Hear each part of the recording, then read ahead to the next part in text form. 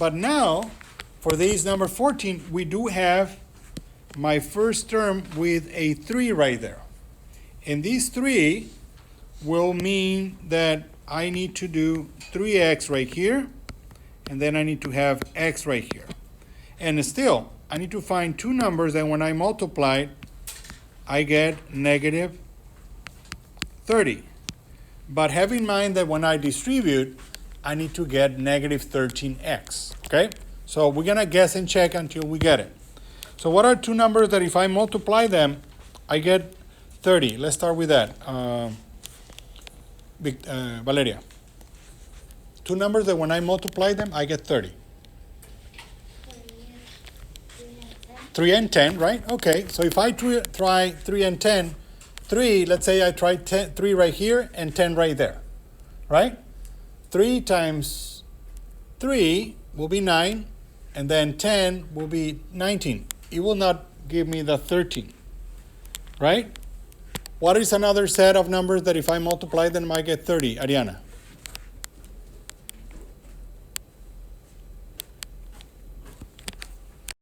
So the combination that we're looking for is negative 15 and positive 2, because that will give me the negative 30, but once I place it right here like this, negative 15 right here and positive 2, I will be able to get my original expression.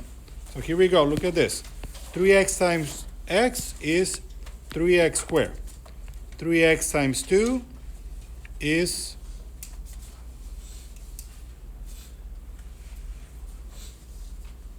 okay, so we tried negative 15 and 2, but didn't work though. So let's try it again. And what we're going to be trying now is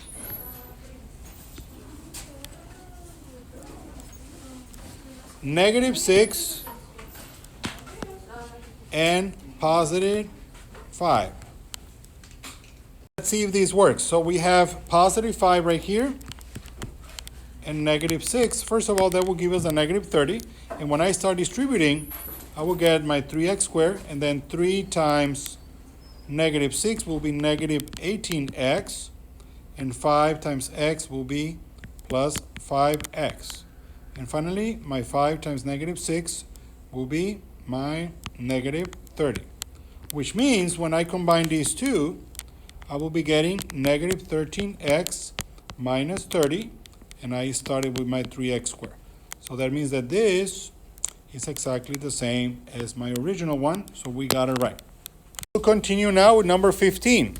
And when we need to find the product, meaning we are multiplying these two parentheses, we need to use the distributive property. So write it down.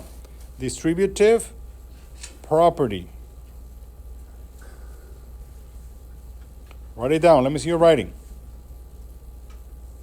Property, which means the following. We will be getting the first term times the length. If you remember, we had FOIL. Let's kind of remember that we learned too. FOIL. Okay, so the FOIL, the first with the first. So we're going to be multiplying this.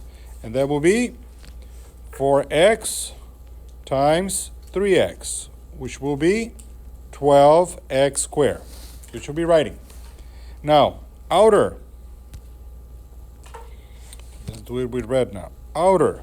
That means 4x times 2. So let's write it down. 4x times 2. And that will be 8x. Then inner. We're going to do inner now. Inner. And that means 3 times 3x. So let's do that. 3 times 3x. And that will be 9x. And finally, last, that will be 3 times 2. And that will look like this. 3 times 2. Okay? And that will be 6. So the only thing that I have left is combine like terms. And the only two terms that I have to combine in this case are these two because they're x's, right? So 9 plus 8 will give me 17x, and I just need to rewrite it all together as 12x x squared plus 17x plus 6.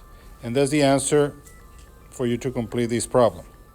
So for 16, we have the same type of scenario, and we need to distribute, which means r times r, and that will be r squared.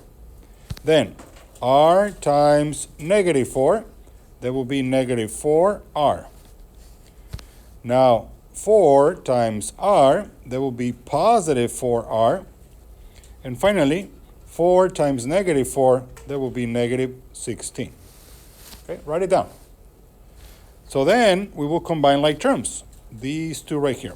And when we have a negative 4 and a positive 4, what's going to happen, Mia? They cancel out, right? So that means that